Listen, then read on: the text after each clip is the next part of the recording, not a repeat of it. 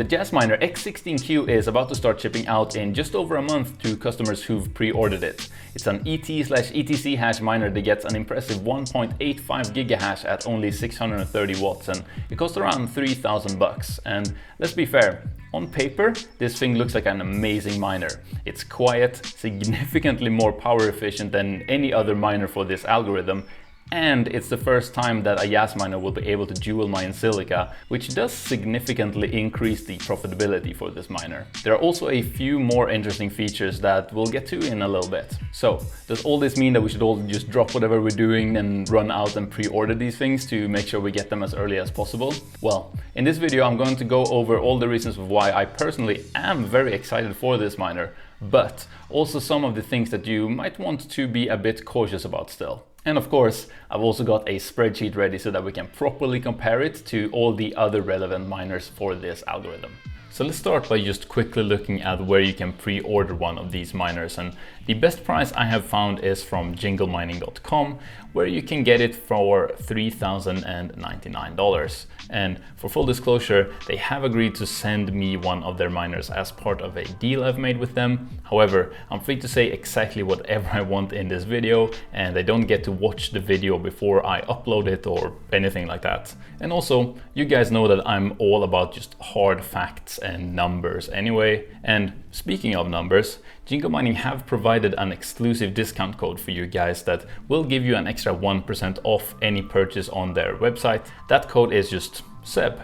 So you can use that code to save even a bit more money if you do want to pre-order one of these miners. I'll leave that code and the link down in the video description for you. And so, with that out of the way, let me quickly tell you the 5 main reasons for why I personally am very excited about this miner, and we'll then hop on over to the computer to look at the numbers and compare it to the other ET hash miners that are currently available, and then we'll finally end by talking about, just a few things you need to keep in mind before you decide to pre-order this thing. So, first big pro of this miner. On paper, it's basically the perfect machine for at-home miners like me.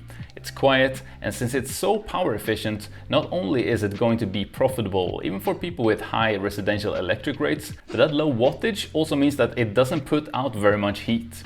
And add to that, the thing kind of just looks like a regular computer, which means you could just shove it in under a desk and nobody would think twice about it. It can even run on a regular 120 volt circuit, so for you guys over in America, no need for, special 240 volt circuits.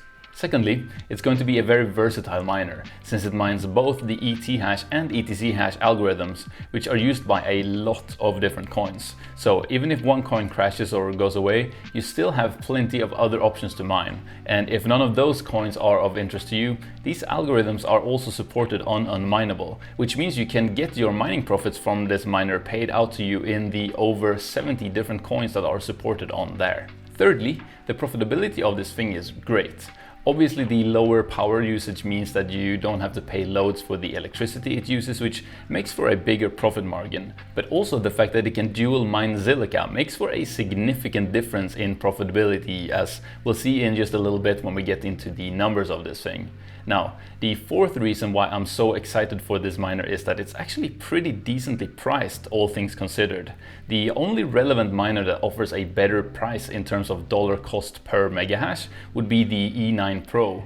But that one is a lot less profitable per megahash, both because of the higher power usage and the fact that it doesn't dual mine silica, and also not to mention that the E9 Pro is huge, loud, and pulls way over 2000 watts of power. And finally, the last thing that has me so excited about this miner is that based on current numbers, it is relatively speaking a lot more future-proof than what we normally see for miners in this space.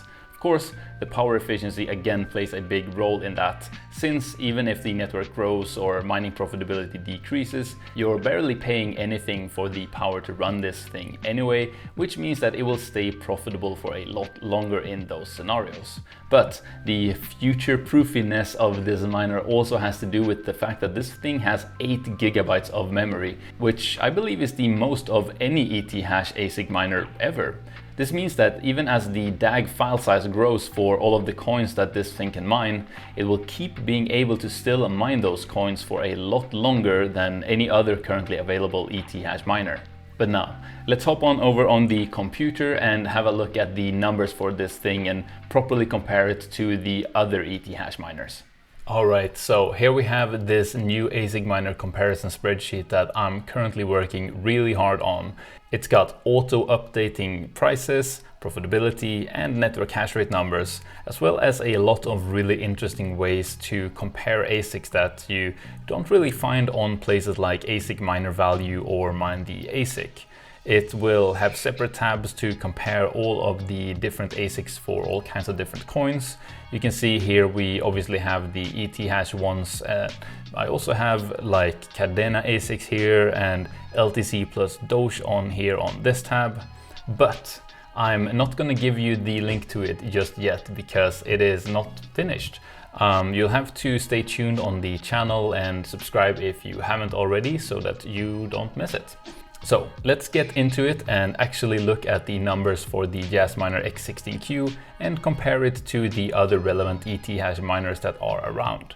As you can see, I've chosen to compare it to two versions of the E9 Pro, the regular version of the E9 and the two most appropriate mini ASICs for ETH, the iPollo V1 Mini SE Plus and the regular V1 Mini. Now you can pause the video at any point if you want to have a closer look at any of the numbers for these miners, but the most important numbers to look at in my opinion are the ones that I've highlighted here in green, and for those, the darker the green, the better. But also keep in mind that numbers like profitability and network hash rate changes literally every single day. So while you can still use the numbers in this video to gauge the difference between the different miners for those statistics, just keep in mind that they're not absolute numbers for future performance. Alright, so the first thing to take a look at is just straight up power efficiency, meaning how many watts of electricity does the miner use per megahash of mining hash rate.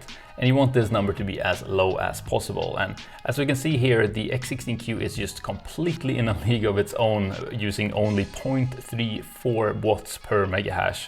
In second place, we have the previous Jasminer model, followed by the iPollo SE Plus and the E9 Pros at a close to double the power per megahash.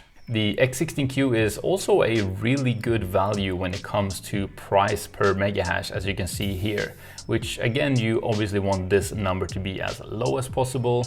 Like I mentioned earlier, the only miners where you can get a cheaper price per megahash are the E9 models, but that might be a bit misleading, which becomes obvious when we look at this next number here, the current daily revenue per kilowatt hour. So basically, for each kilowatt hour of power the miners consume, how much money does it produce currently? And as I mentioned earlier, since the X16Q not only is super power efficient, but also dual mines Zilliqa, the revenue here is super high at 39 cents. And compared to the others, that's pretty much double actually. Maybe except for the iPollo SE Plus, which currently makes 24 cents per kilowatt hour. By the way, all of the dollar numbers are using the current profitability numbers for mining Ethereum Classic, and for the miners that can, also dual mining Zilliqa. Another way to think of this number is here, which is what is the current highest electricity price where this thing is still going to break even in terms of profitability. So basically for the X16Q, as long as your power price is under 39 cents per kilowatt hour, this miner is profitable. But the regular E9, for example, will only be profitable if you're paying less than 13 cents per kilowatt hour. I also want to look at this number, which is the current daily revenue per $100 spent buying the miner, which here you want this number to be as high as possible. Basically, this is a number to determine if the price of the miner is justified. Because, yeah, a miner might on paper look like it makes a lot of money, but if it's also ridiculously expensive, that's still not really worth buying. So I use this number to compare the miners in that regard. And as you can see here, the X16Q is pretty good. The E9s are obviously better because they're all about providing loads of hash rate for cheap. but things will look different when we start looking at actual profitability. And so let's just do that now. And when we do, we can see that the E9 Pros are more profitable at super cheap electric rates, but at more realistic power costs for at-home miners, the X16Q is actually more profitable.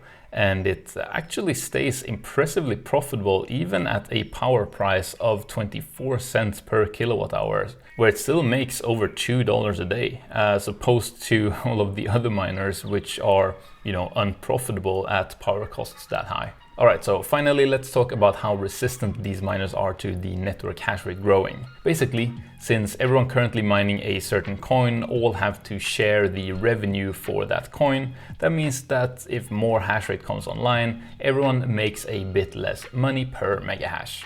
Of course, the same would also be true if the coin price were to decrease, right? So this number here is a clever way to visualize how much it would actually take for a specific miner to become unprofitable in relation to the other ones. Now, what this number specifically calculates is how many of the most powerful miner for this algorithm does it take to push this miner into unprofitability at a 10 cent per kilowatt hour power price. But that 10 cent thing isn't super important. Even if we change that to a different power price, the relation of this number between the different miners would still stay the same. And that is what is interesting here, like the relation between these numbers. And yeah, I know this number is a little bit complicated to wrap your head around. So what I'll do is I'll explain it like practically instead. So for ETH ASIC miners like what we're looking at here, the E9 Pro is obviously the most powerful just in terms of total hash rate. So what this number means for the X16Q is that there would have to be an additional 95,000 E9 Pros added to the network hash rate before the X16Q would become unprofitable. So putting that in comparison with the other miners here, we can see that there would only need to be an additional 23,000 E9 Pros before the E9 Pro itself starts to become unprofitable, or 46,000 before the Apollo SE Plus becomes unprofitable. So basically, how many of the most powerful miner available for this coin algorithm needs to come online before the miner in question becomes unprofitable? Or of course, a different way of visualizing this difference between the miners is here. It's how much does the network hash rate have to grow before the miner becomes unprofitable. Again, this number is for 10 cents per kilowatt hour, but it's the relation between the numbers that are important to us here.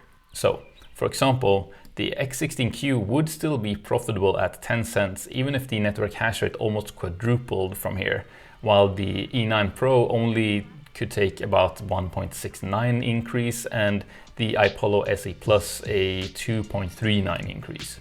This is also a good time to bring up a concern that a lot of you might have, which is that since this miner is so efficient, then all the other miners for this algorithm, does that mean that it will completely wipe out all of the profitability for all of the other miners for these coins? And the reason I bring that up is because we have seen that happen before with, for other coins. An example is with the new KA3 Kadena miner from Bitmain, right? Where it was so powerful and efficient that pretty much all other Kadena miners are no longer profitable since the KA3 came out. But fortunately, the answer to this question is most likely going to be no. And the reason for that is just the sheer size of the network for these coins, right? So, for example, on Ethereum Classic, which is just one of the coins that these miners can mine and is the one that we've been looking at here in this spreadsheet, for the network hash rate to double, there would need to be an additional 81,000 of these new Jazz miners coming online.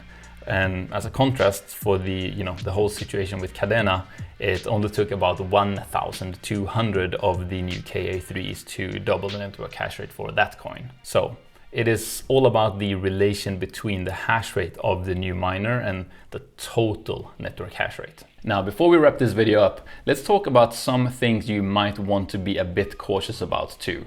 First off, we have just all of these standard things that always apply. Never spend any money you can't afford to lose. Know that crypto prices and mining profitability is extremely volatile. Technology in this space moves super fast. Nothing in this video is financial advice. You've all heard it before, I hope. But now, when looking at this miner and if you should pre-order it, there are a few specific things you might want to be mindful of. First off, just as a general thing when ordering a brand new miner that isn't out yet, there is always the doubt of whether the stated performance is actually going to be true and real. This was a big concern for people when the very first Jasminer came out a year ago, since it was then so much more efficient than anything else that was out at that time. But as that miner actually started shipping out, people did all of the appropriate testing, and as it turned out, yeah, that first Jasminer did perform exactly as stated. Of course, this is now the same thing again. The X16Q isn't out yet, so we can't say for 100% certain that the stated performance will be true. But I think you would all agree with me at this point that Jasminer does have a pretty good track record in this regard, and ever since they put out that first miner a year ago, they have released several versions of their miners with incremental improvements that have all performed according to spec. And there's never really been any falsely stated information about these miners so far. Second thing to be cautious about is, of course, you're pre-ordering something here, paying before the product is actually ready to ship. Now, the reason for doing this is of course so that you will be guaranteed to get one in the first batch, as it is very likely to sell out and there might be a long wait until the next batch becomes available for purchase. But on the flip side of that, there's no real guarantee of when or even if the miner will actually be sent to you. It could be delayed, the company could go under, or just go missing. Now, to be fair, all of that is kind of true in general with any miner you purchase. It doesn't really matter if it's a pre-order of a yet to be released miner or a seemingly in-stock miner that has been out for years. We've all heard the stories of people ordering from sketchy websites and the company just takes the money and runs away. Now, again, I believe Jingle Mining, who sells the Jasminers, do have a good track record here because I'm a pretty active member in this mining space and I'm yet to hear from anybody who ordered something from them and didn't get their miners in the end. But yeah, just keep those things in mind, and also to reiterate once more, never spend any money on mining that you cannot afford to lose.